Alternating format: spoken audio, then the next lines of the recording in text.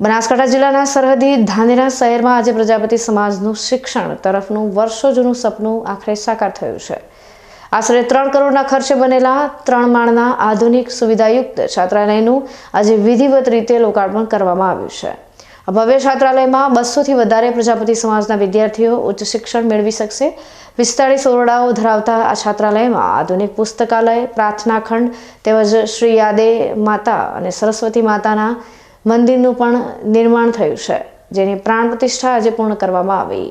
5 ગોળ પ્રજાપતિ સમાજ બનાસકાંઠા અને પડોશી રાજસ્થાનના ગુજરાત તરફના 122 જેટલા ગામોમાં વસવાટ કરે છે। આર્થિક રીતે આટલા સદ્ધર ન હોવા છતાં સમાજે શિક્ષણના યુગમાં સમય સાથે રાખીને એક સફળ કામ કર્યું છે। વર્ષ 2008માં ભાડાના મકાનથી શરૂ થયેલી છાત્રાલયની સફર 2021માં શરૂ થયેલા બાંધકામ સાથે 2025માં આ ભવ્ય ભવનના નિર્માણ સાથે પૂર્ણ થઈ છે। મારા 5 ગોળ પ્રજાપતિ સમાજ વતી આપ સૌને દિવાળીની હાર્દિક શુભેચ્છા। અને મારા 5 ગોળ પ્રજાપતિ સમાજમાં આશરે 10-12 વર્ષ અગાઉ અમે જે સંકલ્પ લીધો હતો કે આપણે એક છાત્રાલયનું નિર્માણ કરવું છે, જે મારી સમાજ આજે 121 ગામમાં બનાસકાંઠામાં પથરાયેલી છે અને રાણીવાડાના રાજસ્થાનના ક્ષેત્રમાં પણ અમુક ગામો આવેલા છે। તો એમાંથી અમે નક્કી કરી અને છાત્રાલય માટે ભાડો ઉઘરાવી અને ખંડ ભાડો કરી અને આજે મોટું અને ભવનનું નિર્માણ આપણે ધાનેરા ખાતે આપણે વિશ્વકર્મા સોસાયટીની બાજુમાં ગોકુલનગરની બાજુમાં આપણે એક મહાન બિલ્ડિંગ ઊભી કરી છે, જે સમાજના છોકરાઓને રહેવા માટે એક ભવ્ય સુવિધા ઉપલબ્ધ છે। આજે મારી સમાજ એક આર્થિક રીતે સદ્ધર ન હોવાથી છતાં પણ આજના તબક્કે સૌએ સારો એવો ફાળો આપી અને સારી એવી બિલ્ડિંગ બનાવી છે, જે એક પ્રેરણારૂપ આપણને મળી રહે છે। તેના માટે આ સમાજમાં એક ઉદાહરણ પૂરું પાડ્યું છે આપણે, અને રહેવાની ઉત્તમ સગવડ તમે જોઈ શકો છો। મારા સૌને આજના તબક્કે કહેવું છે કે શિક્ષણમાં ભાર આપવું, શિક્ષણ જ સર્વાંગી વિકાસ માટે શિક્ષણ જ એક પાયારૂપ છે।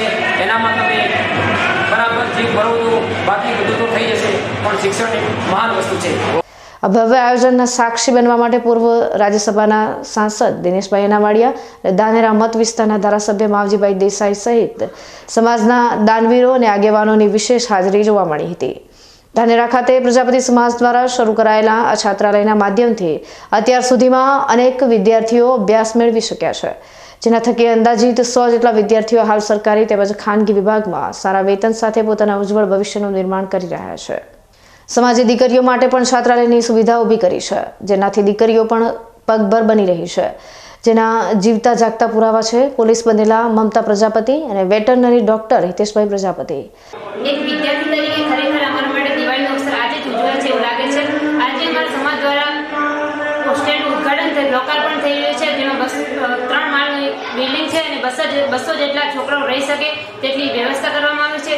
સતત 2-3 વર્ષથી અમારે સમાજમાં અછત વર્તાતી ત્યાં હોસ્ટેલ માટે તે સમાજ દ્વારા સારું કાર્ય કરવામાં આવ્યું છે, અને સતત 3 વર્ષથી અમારી બહેનો માટે, દીકરીઓ માટે પણ સમાજ દ્વારા છોકરીની હોસ્ટેલ ચાલુ કરવામાં આવી છે, જેમાં અભ્યાસ કરીને મેં આજે કોન્સ્ટેબલની એક્ઝામ ક્લિયર કરી છે। જેથી હું અને મારી બધી બહેનો તરફથી હું આ સમાજનો ખૂબ ખૂબ આભાર માનું છું અને ખૂબ આનંદની લાગણી અનુભવું છું। 2015-16માં હોસ્ટેલમાં મેં એડમિશન લીધું હતું।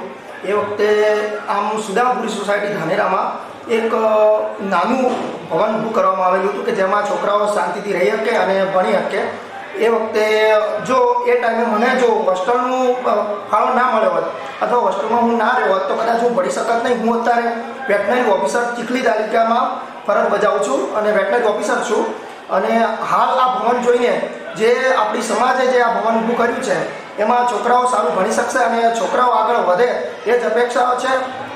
બીજું વધારે તો કહેતા એ થાય છે કે આ ભવન કારકિર્દીના નિર્માણમાં બહુ સારો રોલ અદા કરી શકશે અને છોકરાઓ એનો લાભ ઉઠાવે અને સારું ભણે એ જ અપેક્ષાઓ રાખું છું। તમારા સિવાય કેટલા વિદ્યાર્થીઓ નોકરી લાગ્યા હશે હોસ્ટેલમાં અભ્યાસ? આશરે આમ કહી શકું તો હું લગભગ 2015-16થી મેં જોયા છે તો લગભગ 30થી 35 છોકરાઓ નોકરીએ લાગ્યા છે, અને આ ભવનમાં 300 કેપેસિટીનું બિલ્ડિંગ બનાવ્યું છે, એમાં આશરે દર વર્ષે 20થી 30 છોકરાઓ નોકરીએ લાગે એ જ અપેક્ષા રાખું। પ્રજાપતિ સમાજનું આ નવું આધુનિક છાત્રાલય નિશંકપણે આવનારી પેઢીઓ માટે જ્ઞાન અને સફળતાનું કેન્દ્ર બનશે।